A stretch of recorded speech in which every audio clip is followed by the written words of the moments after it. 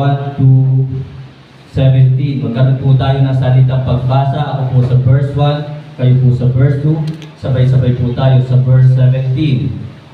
Nakita na po ba sa malakas at masaya? Amen? Amen. Verse 1. From whence come wars and fightings among you? Come they not hence, even of your lands, that war in your members too? Kayo po.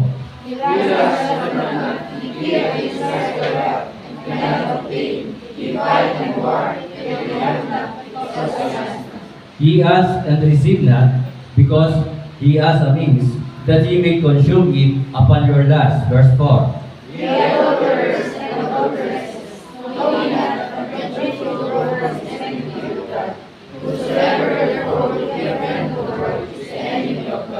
Do ye think that the scriptures say it in vain? The spirit that dwelleth in us lasted to envy. Verse 6.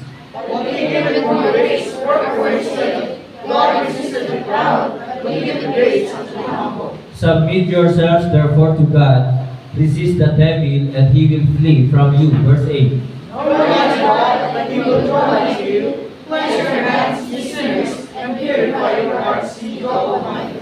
Be afflicted and mourn, and weep. Let your laughter be turned to mourning, and your joy to heaviness. Verse 10. Speak not evil one of another, brethren. He that speaketh evil of his brother and judgeth his brother, speaketh evil of the law and judgeth the law. But if thou judge the law, thou art not a doer of the law, but a judge. Verse 11 and 12. There is one lawgiver who is able to save and to destroy. Who art thou that judgest another? Go to now, ye that say, today or tomorrow we will go into such a city, and continue there a year, and buy and sell, and get gain. Verse 14. Whereas you know not that shall be one more, for once we die, it is even a great work, that appeared for a little time, and then vanished away. For that ye ought to say, if the Lord will, we shall live and do this or that. 16. But now you rejoice in your boastings, although not rejoicing in secret. Verse 17, or together ready read. Therefore to me that knowledge to do good, and do it not to live in deceit. Tayo po lahat ay umupo, pumikit, tayo po'y manalangin.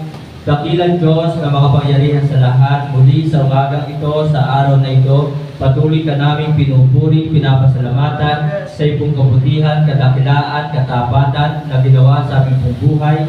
Salamat po Ama sa iyong pag-ibig na talagang hindi nagbabago at hindi nagkukulang. Salamat sa mga biyaya na patuloy mo pong ibinibigay sa amin, kalakasan, kalusugan. At sa umagang ito, kami po ay lumalapit sa inyong pong harapan. Humihingi po kami ng kapatawaran sa aming pong pagkukulang, mga kasalanan na nagagawa laban sa iyo. Banal na Espiritu, patawarin mo po kami.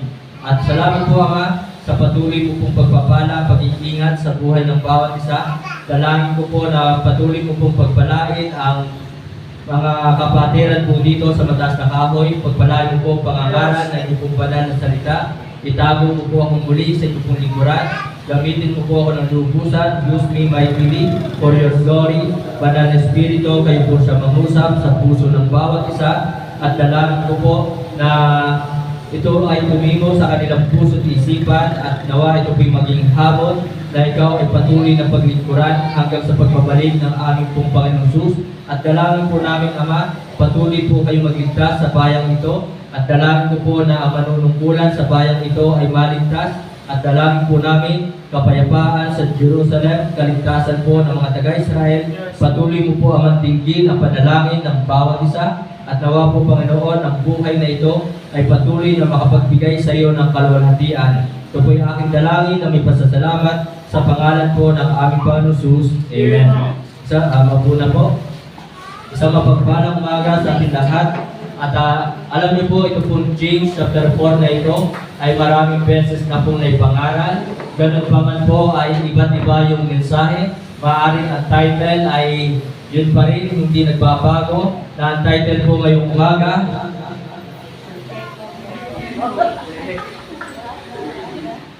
Ang title po ng mensahe ngayong umaga mga kapatid, dito po verse 14. Sabi po dito, whereas ye know not what shall be on the morrow, for what is your life? So ito po ang title ngayong umaga, what is your life? Ano ang iyong buhay? So mga kapatid, mga minamahal, ako po ay natutuwa at masaya ako, nagagalak ako doon sa buhay ng ating kapatid na si Brother Robert. Maaaring si kapatid na si Brother Robert ay pumanaw na, hindi na po natin siya makakapiling. Pero ganun pa man ay isa yung sigurado, isa yung katiyakan na si Brother Robert ay makakasama natin sa langit. Amen po ba? At isang kagalakan na talagang hindi po sayang. Sinasabi ko po sa inyo na talagang hindi po nasayang ang buhay po ni Brother Robert, sapagkat ang buhay po ni Brother Robert ay naging kagamit-gamit din po sa gawain ng Panginoon. Si Brother Robert po ay naglingkod sa ating pong Panginoon Jesus. Amen po ba? At isang napakagandang ala-ala ang iniwan po ni Brother Robert, na si Brother Robert po, mga kapatid, mga minamahal, ay isang mapagmahal na asawa. Yun ang buhay ni Brother Robert. Hindi lamang siya naging kagamit-gamit sa gawain ng Panginoon, kundi ang kanya pong buhay ay masasabi natin na siya po isang mapagmahal na asawa. At lagi niya po ipinopost ni Sister Lisette yung panahon na siya po'y buhay pa, ng panahon na siya po'y nagpipreach. At lagi yung pinopost ni Sister Lisette yung mga sandali na sila po ay magkasama, na patunay na si Brother Robert ay isang mapagmahal na asawa. Si Brother Robert ay isang mapagmahal na ama sa kanyang mga anak. At si Brother Robert ay isang mapagmahal na anak sa kanyang magulang. Yun ang buhay ni Brother Robert. Bilang siya po ay tumanggap kay Kristo, na nagpalataya sa Panginoon Jesus, napakaganda ng alaala na kanyang iniwan. So mga kapatid, mga minamahal, ngayong umaga, what is your life? Ano ang iyong buhay? What is your life from the time you got saved? What is your life from the time you are saying that you are a Bible believer? Ano ang buhay mo? Simula nung sinasabi mong ikaw ay isa ng mananampalataya. Ano yung buhay mo simula nung ikaw ay maligtas? Ano ang buhay mo simula nung ikaw ay tumanggap kay Kristo bilang Panginoon at tagapagligtas? Ito po yung tanong na sinasabi sa atin ng salita ng Diyos. What is your life? So mga kapatid, mga minamahal, talagang ang nais ng Diyos sa ating pong buhay ngayong umaga, na talagang ito po ay tanong sa atin ng ating Panginoon Jesus, na nagsasabi that our life must change. Ang buhay natin, life must change. Life must change through His Word. Life must change because of the Lord. Ang buhay natin, mga kapatid, mga minamahal, ay dapat mabago ng salita ng Diyos. Sa pamamagitan ng salita ng Diyos, ang buhay natin ay dapat mabago dahil kay Kristo. Yun ang hinihingi sa atin sa mga katanungang ito, na talagang life must change because of the Lord. Ang buhay natin ay hindi dapat mabago dahil kay Brother Edwin. Ang buhay natin ay hindi dapat mabago dahil kay Brother Rocky. No.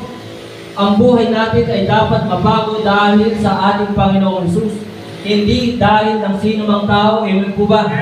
Sapagkat kung tayo po'y narito, naglilingkod tayo dahil sa kapwa natin, dahil sa ating mahal sa buhay, dahil sa ating crush. Isang araw, mawawala tayo sa gawain ng Panginoon. Kung kaya lamang tayo naglilingkod ay dahil sa ating mahal sa buhay, or dahil sa sino man tao, isang araw, mawawala tayo. Sapagkat kung sa kanila tayo nakatingin, sila po, tayo naman ay hindi perfect. Tayo ay nagkakasala. Kaya mga kapatid, mga minamahal, ang buhay natin ay dapat mabago sa pamamagitan ng salita ng Diyos.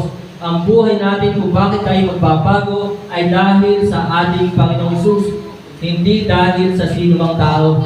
Amen po ba? So life must change. Ito po ang inaasahan sa atin ng ating Panginoon. At ang sabi nga po dito sa verse, tingnan niyo po yung pong Bible sa verse 8, draw nigh to God, and He will draw nigh to you. Cleanse your hands, ye sinners, and purify your hearts, ye double-minded. And then verse 11, sabi po dito, speak not evil one of another. Brethren, he that speaketh evil of his brother and judgeth his brother, speaketh evil of the law and judgeth the law. But if thou judge the law, thou art not a doer of the law, but a judge. Mga kapatid, life must change. Ang buhay na ito'y dapat mabago. What is your life? So nakakalungkot mga kapatid, mga minamahal, mayroong Kristyano, matagal na ligtas, matagal na Kristyano, pero ang buhay nila nagsusugal pa rin, ang buhay nila ay nag-iinom pa rin, ang buhay nila ay nagbibisyo pa rin, ang buhay nila ay nagsisinungaling pa rin, ang buhay nila ay naninira ng kapwa. So mga kapatid, what is your life? Life must change. Ito ang hinihingi sa atin na ang buhay ay dapat mabago. Let us change our heart. Let us change our mind. Let us change our action. Let us change our speech. The way we speak.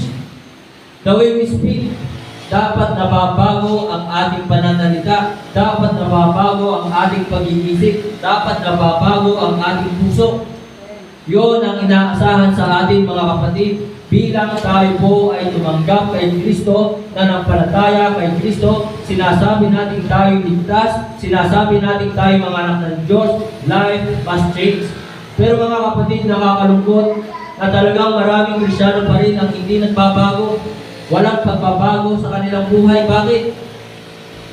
Bakit kaya? Bakit maraming Kristyano pa rin ang walang pagbabago? Sapagkat tatlong bagay po bakit hindi nababago ang kanilang buhay. No appetite in the Word of God. No appetite in serving the Lord. No appetite in the ministry.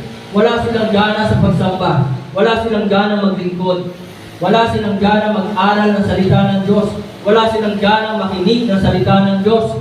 Amen po ba? Bakit hindi nababago ang kanilang buhay? No appetite in the Word of God. Dapat kapag tayo pupunta ng bahay-sambahan, we are excited. Dapat kapag tayo pupunta ng bahay-sambahan, na talagang tayo po ay energetic. Meron tayong ganang makinig ng salita ng Diyos.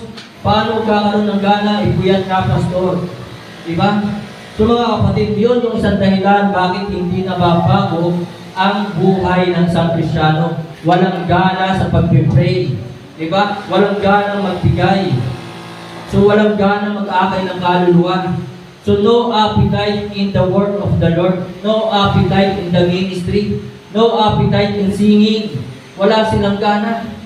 Kaya talagang hindi nababago ang buhay ng isang Kristyano, ng isang mananampalataya. No affection. Walang pag-ibig sa gawain ng Diyos. Walang pag-ibig sa Diyos, sa ating Panginoon Jesus. Walang pag-ibig sa salita ng Diyos.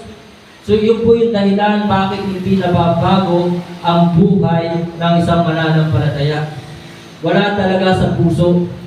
Wala sa puso ang pagsamba. Wala sa puso ang pakikinig ng salita ng Diyos. Wala sa puso ang pag-aaral ng salita ng Diyos. Wala sa puso yung mag-pray. Amen po ba?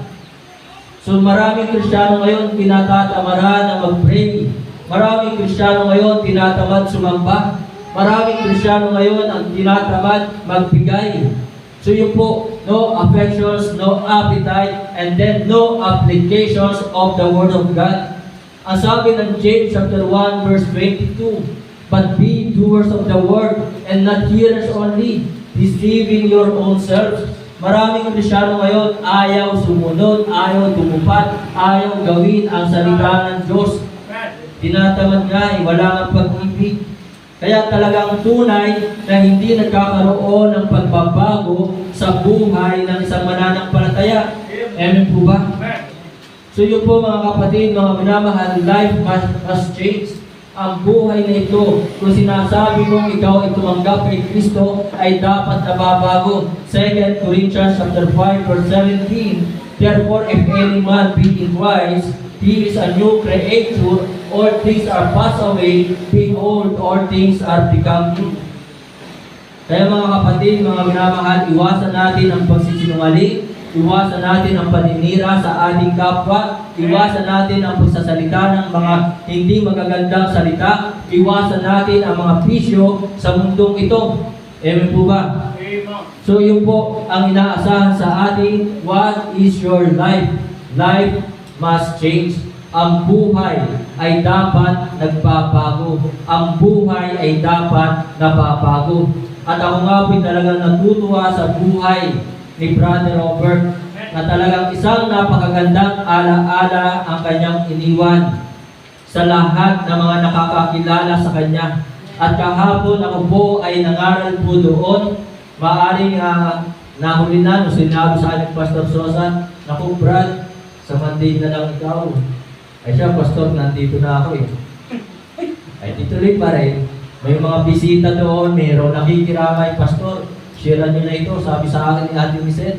Kasi pamaya pa sila darating dito, 7:30 pa. So nakadalawang beses ako nangaral pa rin po doon kahapon. At ang tumanggap sa Panginoong Jesus ay more than 10. So yun po ang kagalakan ng mga mag-asawa. Maaari si Brother Robert, kapili na ng Panginoon, pero nakikita niya na yung mga nangyayari dito sa lupa at kagalakan ni Brother Robert na talagang may bahagi ang salita ng Diyos sa kanyang mga mahal sa buhay, sa kanyang mga kaibigan. So yun po ang dapat na nakikita sa buhay ng isang Kristiyano, na talagang isa sa pagbabago dapat ng isang Kristiyano ay yung kagalakang makapagbahagi ng salita ng Diyos, kagalakang makita na maligtas ang kanyang mga mahal sa buhay, maligtas ang kanyang mga kaibigan. Amen po ba? So life must change. Ito ang nais ng Diyos sa atin na talagang dapat mabago. Kaya dapat tayo po ay nagkakaroon ng gana sa pakikinig ng salita ng Diyos. Dapat tayo mayroong pag-ibig sa salita ng Diyos. Meron tayong pag-ibig na ito ay ating sundin. So, dapat ating i-apply. Kung wala ng pag-ibig, mahirap talaga. Mahirap talagang i-apply ang salita ng Diyos. Mahirap talagang sundin ang salita ng Diyos. Gawin ang utos ng Diyos. Kaya talagang ang bottom line dito, yung key dito ay ang pag-ibig. Amen po ba? So mga kapatid, mga minamahal, kakanta na ako. Dahil mahal kita, hanggang ako nagkaradya. Kahit katumbas nito ay kasawian. Okay, so mga kapatid, mga minamahal, try and try. Attitude tayo. Okay? So mga kapatid, life must change. What is your life? Ngayong umaga, suriin nga natin ang ating buhay. Nagbago ba ang buhay natin? Amen po ba? Dapat kung talaga nagbago, sabi nga po ng salita ng Diyos, all things are passed away. Dapat talagang hindi na yung makita sa atin, yun talaga ang tunay nagbago. Mahirap yung nandito tayo, sumasamba tayo, nagbabasa tayo ng salita ng Diyos, and then, nagsisinungaling pa rin tayo, and then, nag-iisip pa rin tayo ng masama, nagsasalita pa rin tayo ng masama, nagbibisyo pa rin tayo. Hindi ho dapat pinagsasama yung mabuti at ang masama. Parang katulad na lamang po ng ilaw at ng dilim, di ba? Nagsama ba ang liwanag at ang dilim? Hindi po. Kaya dapat all things are passed away. Behold, all things are become new. So yun po yung una, what is your life? Life must change. And then pangalawa po na makikita po natin dito, ang sabi po dito sa verse 7 ng ating pong talata na binasa, submit yourself therefore to God, resist the devil and he will flee from you. So mga kapatid, what is your life? Life must conform to the Lord. Dapat ang buhay na ito ay talagang sumusunod na sa Panginoon. Amen po ba? Kasi ang sabi po dito na talagang submit yourself therefore to God. Dapat talagang tayo po ay nagpapasahod na. Ibig sabihin po nito mga kapatid, mga minamahal, life must be aligned in the manuscript. Ang buhay natin ay dapat naka-align dito sa salita ng Diyos.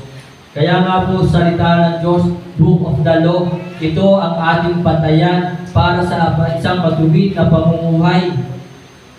Naka-align ba ang ating buhay sa mga salita ng Diyos? Kasi kapag hindi yan naka-align, talagang wala sa hulog yan. Diba?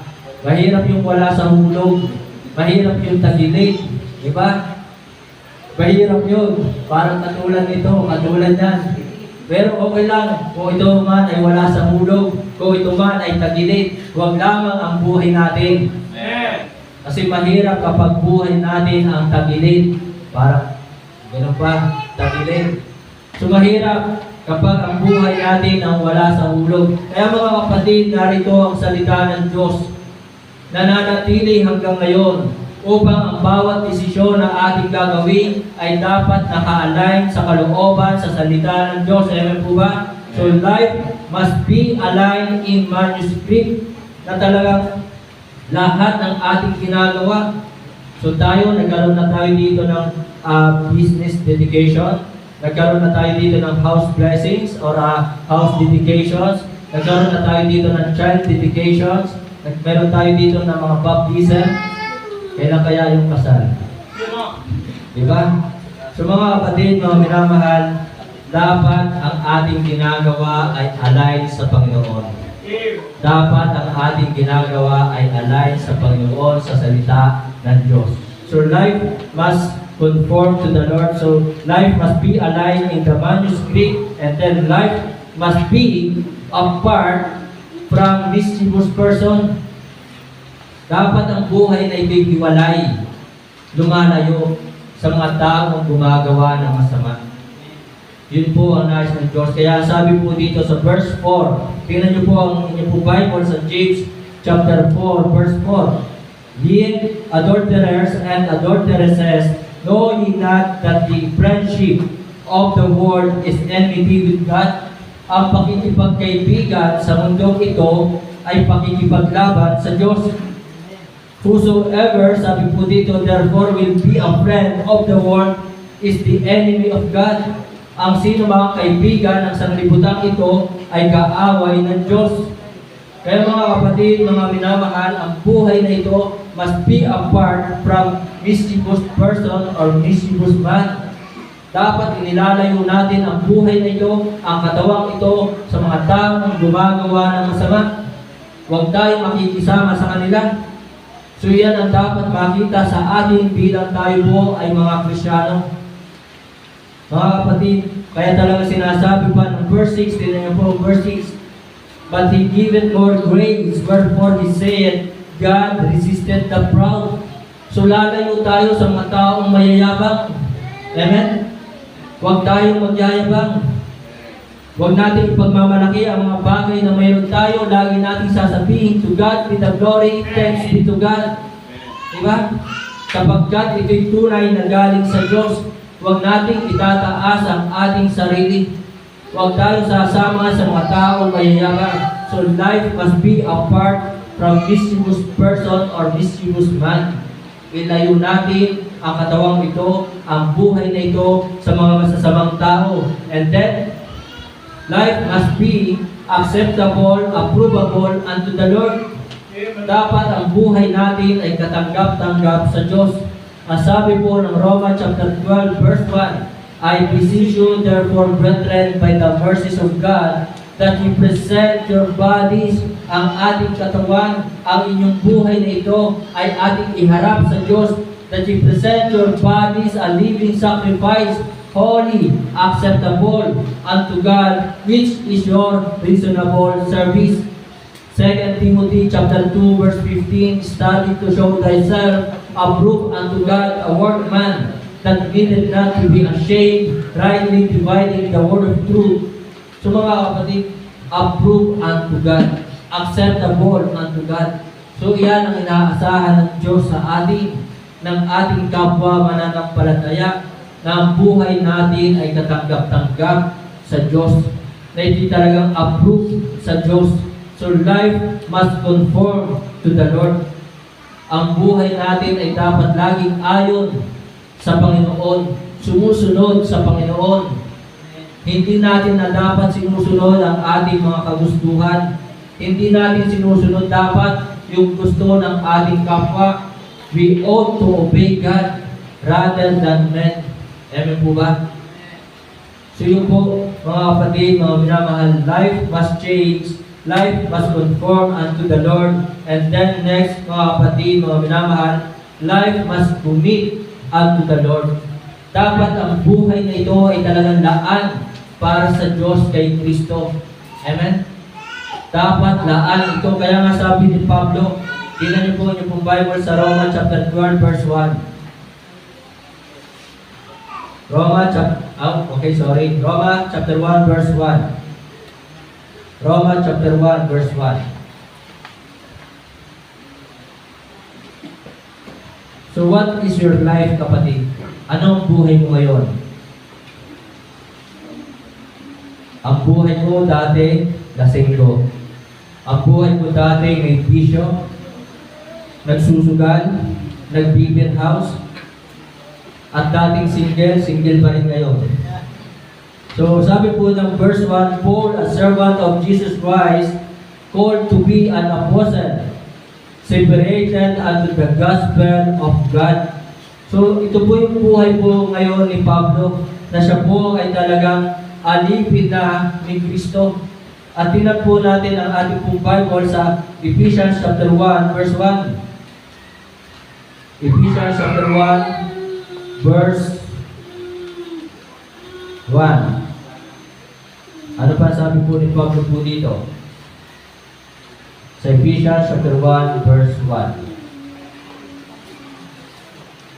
So makikita po natin doon, tinawag ni Pablo na siya'y alipin.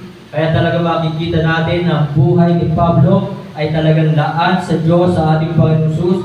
At sabi pa po dito sa Ephesians chapter 1 verse 1 ng mga talata, sabi po dito, nandiyan ba kayo? Say amen? Paul, an apostle of Jesus Christ by the will of God, to the saints which are at Ephesus, and to the faithful in Christ Jesus. So dito po ang kanyang pakilala ay siya po ay apostol ng ating Panginoong Jesus, at siya po ay apostol ng ating Diyos. So mga kapatid, talaga nandoon ang kanya pong paglilingkod. At tingnan po natin ang ating pong Bible sa Philippians chapter 1 verse 1. Philippians chapter 1 verse 1. Paul and Timotheus, the servants of Jesus Christ, to all the saints in Christ Jesus. So nandoon pa rin po na talagang ang pakilala po niya ay siya po ay alipin. Alipin na ng Diyos ni Kristo. Kaya mga kapatid, masasabi natin talaga ang buhay ni Pablo ay talaga naging laan sa Diyos, sa ating Panginoong Jesus. So what is your life? Ang buhay mo ba ngayon ay talagang laan sa Diyos kay Kristo? Tandaan niyo po, ang buhay ng ating Panginoong Jesus, na ang buhay ng Panginoong Jesus ay inilaan talaga para sa atin. Hindi sa mga kayamanan sa mundong ito. Ang buhay ng Panginoong Jesus ay talagang sa atin nakalaan, hindi sa mga magagandang tanawin sa mundong ito. Sa atin niya inilaan ang kanyang buhay. Kaya mga kapatid, mga minamahal, what is your life? Ang buhay natin ay dapat nagiging laan sa Diyos kay Kristo. Ang sabi po ng 1 Peter chapter 4 verse 2, that he no longer should live the rest of his time in the flesh to the lust of men, but to the will of God. Yung natitira sa ating buhay, mga kapatid, ay nais ng Diyos, ilaan natin sa Kanya. Ilaan natin sa Kanya. Ang hinihingi sa atin ng Diyos ay tira. Yun ang hinihingi sa atin ng Diyos, tira na lamang. Kaya mga kapatid, mga minamahal, hindi ito kalugihan kung tayo po ay talagang maglalaan ng oras sa Panginoon. Hindi po ito talagang kawalan sa atin kung tayo ay maglalaan ng oras para sa Panginoon. Kaya mga kapatid, mga minamahal, life must commit unto the Lord. Ang buhay ay dapat talagang laan para sa Diyos kay Kristo. Kaya mga kapatid, what is your life? So makikita natin sa buhay ni James, sa buhay ni Pablo, sa buhay ni Pedro, sa buhay ni Juan, na talagang ang kanilang buhay ay inilaan sa Diyos kay Kristo. So ang buhay ay hindi dapat trabaho lang. Ang buhay ay hindi dapat aral lang. Ang buhay ay hindi dapat pamilya lang. Kundi talaga ang buhay ay dapat maging laan para kay Kristo sa ating Panginoon. Amen po ba? Sapagkat sila Pablo man, meron bang pangangailangan si Pablo? Meron bang pangangailangan si James? Meron bang asawa si Pedro? So, meron din. So, kaya mga kapatid, itinuturo sa atin ang salita ng Diyos na kung meron kang pamilya, maglaan ka ng oras para sa Diyos kay Kristo. Kung meron kang trabaho, huwag mong kalimutan ang pagsamba. Kung meron kang trabaho, huwag mong kalimutan ang Panginoon. Kung ikaw ay nag-aaral, huwag mong kalimutan ang Panginoon. Ang buhay ay dapat daan sa Diyos kay Kristo. So life must commit unto the Lord. So sabi po ng James chapter 4 verse 14, balikan po natin. Ang James chapter 4 verse 14. What is your life? Ang buhay natin ay sandali lang sa mundong ito. Ito ay inihalin tulad sa isang usok. Sa sandaling panahon ay lumilitaw at pagkakay napapawi. So ang buhay ay maigsi. Kaya dapat ang buhay natin ay maging laan na para sa Panginoon. Yun ang buhay natin sa mundo. Hindi natin alam kailan tayo kukunin ng Panginoon at kung kailan babalik ang Panginoon. Kaya mga kapatid, ang sabi po ng James chapter 5, 7, and 8, tingnan niyo po yung Bible sa James 5, 7, and 8.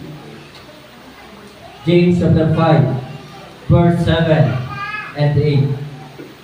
Be patient, therefore, brethren, unto the coming of the Lord.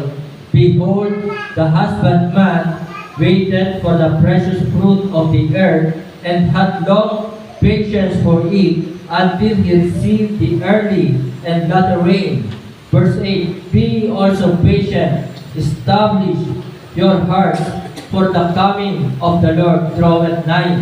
So mga kapatid, life must be prepared for the coming of the Lord Jesus Christ. Ang tao maraming pinaghahandaan.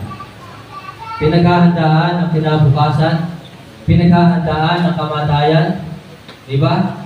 Pinaghahandaan ang mga aksidente, pinaghahandaan ang kanilang mga karamdaman. Kaya talaga ang tao ay patbat ng insurance. Di ba? Patbat ng insurance ang tao ngayon. May SSS, may PhilHealth, mayroong mga Philam Life, may mga FBAS, may mga St. Peter. Yan ang buhay ng tao. At mayroon pang mga educational plan. So patbat ng mga insurance. So pinaghahandaan ang kanilang mga bukas, ang kanilang kinabukasan. Hindi naman masama na mayroon kang ganyan. Pero sana handa tayo sa pagbabalik ng Panginoon. Sana handa tayo sa kanyang pagbabalik. Sana handa tayo sa ating pagharap sa ating Panginoon, sapagkat hindi nga po natin alam kung hanggang kailan tayo sa mundong ito. Walang pinipili ang kamatayan. Bata man o matanda, mayaman, mahirap, ang tao ay namamatay. Yan ang katotohanan, hindi maiiwasan, hindi mapipigilan, at hindi inaasahan. Yan ang kamatayan, unexpected, unstoppable, unavoidable. Yan ang kamatayan.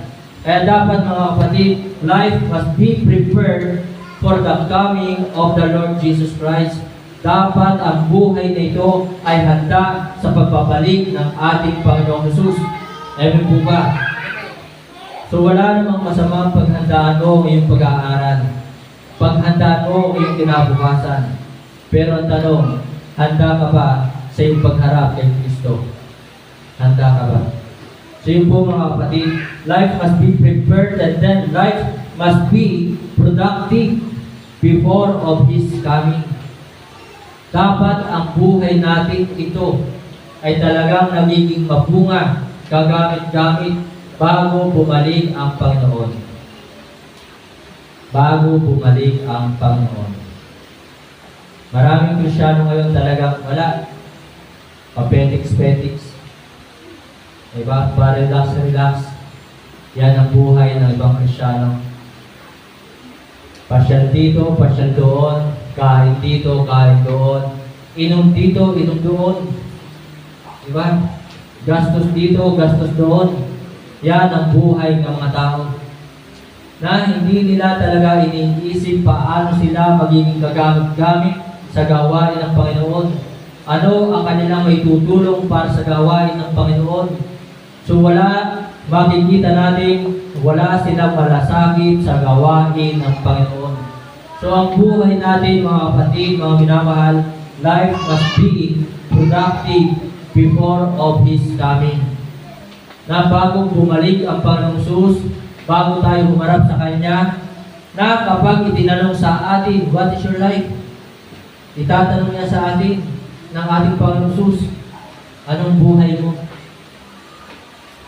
Ngayon, kapag itinanong sa atin, ng ating Panginoong Hesus, anong buhay mo? Anong isasagot natin? Kapatid, anong isasagot natin sa ating Panginoong Hesus? Tatanungin tayo, what is your life? Anong isasagot mo? Life is good. Yung ba? Anong isasagot natin sa ating Panginoong Hesus, kapatid, kapag tayo humarap sa Kanya? What is your life? Diba? Kasi talagang ito'y itatanong sa atin. Whether we like it or not, ito po ay ating sasagutin. Amen? Tayo ay haharap sa Kanya. At itatanong sa atin, what is your life? Ano ang buhay mo doon sa lupa? Ano ang ginawa mo sa iyong buhay? Amen po ba? So mga kapatid, life must be productive before His coming. Before na tayo po'y humarap sa Kanya. So and then, life must be profitable in the ministry. Dapat talagang kapakinabangan ang buhay natin sa gawain ng Diyos.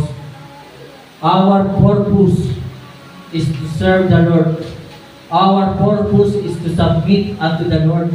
Our purpose is to seek the Lord. Ito ang ating purpose. Kung bakit tayo ay nilikha, bakit tayo ay niligtas, upang tayo po ay maglingkod, upang tayo ay maging kapakinabangan sa gawain ng Diyos. So mga kapatid, mga minamahal, what is your life? Ano ang buhay natin? Ano ang ating isasagot sa ating Panginoong Hesus kapag ito ay tinanong sa atin? Tinatanong tayo ng Diyos ng ating Panginoon. Siya po nagtatanong sa atin ito. Hindi po si James.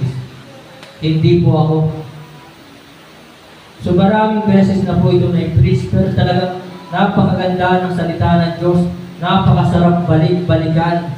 Kung meron naman kayong gustong balikan, di ba? Hugot na naman. Balikan ninyo ay ang salita ng Diyos at tunay na napakaraming mensahe. Amen po ba? At lagi merong ibibigay ng mensahe ng Diyos. So what is your life? Ilang beses ko na itong na-preach, what is your life? Pero iba-iba po ang nagiging mensahe. Kaya mga kapatid, kung meron kang babalikan, salita ng Diyos ang masarap balikan. Amen. Masarap balikan yung minamahal talaga. Yun talaga. So mga kapatid, mga minamahal, what is your life? Haharap tayo kay Kristo, ano ang ating buhay? Ano ang iyong buhay? Individual tayong tatanungin ng ating Panginoong Jesus. Kaya nga sabi doon, what is your life? Hindi sinabi doon na, what are their life? Diba? So sapagkat talagang isa-isa tayong haharap sa ating Panginoong Jesus. To God be the glory, tayo po'y tumayo. Tayo po'y manalangin. Dakilang Diyos na makapangyarihan sa lahat. Kami po ay nagpapasalamat sa inyo pong banal na salita. Kami po ay nagpapasalamat sa inyo pong katanungan sa amin ngayong umaga. Itinatanong mo sa amin ano ang aming buhay. Kapatid, ano nga ba ang naging buhay natin sa mundo ito? Kapatid, ano ba ang naging buhay natin simula nung tayong maligtas? Tayo ba ay naging kapakipakinabang ba ang buhay natin sa gawain ng Panginoon? Tayo po'y naging kagamit-gamit sa gawain ng Panginoon. Nakita ba na talagang tayo inumayo sa anumang bisyo? Nakita ba na talagang tayo inumayo sa anumang uri ng kasalanan sa mundong ito? Nakita ba na talagang tayo ay namuhay na mayroong kabanalan? Nakita ba na talagang ang buhay na ito ay naging isang pagpapala sa mga kapatiran? Na sa buhay na ito kung tayo man ay lilisan, maganda bang alaala ang ating iiwan sa ating mga kapatiran? Maganda bang alaala ang kanilang maaalala sa ating buhay? Kaya kapatid, mga minamahal, habang ang lahat ay nakayukot, nakapikit, ano ang ating buhay? Ano ang ating isasagot sa ating Panginoong Hesus sa katanungang ito? Masasabi ba natin sa Panginoong Hesus, Panginoon, nung ako'y nasa lupa, ako'y naglingkod sa iyo. Panginoon, nung ako'y nasa lupa, masaya ako nagbabasa ng iyong salita. Panginoon, nung ako'y nasa lupa, ikinagagala mo ang sumunod sa iyong mga utos. Panginoon, nung ako'y nasa lupa, ikinagagala ko ang magbigay sa iyong gawain.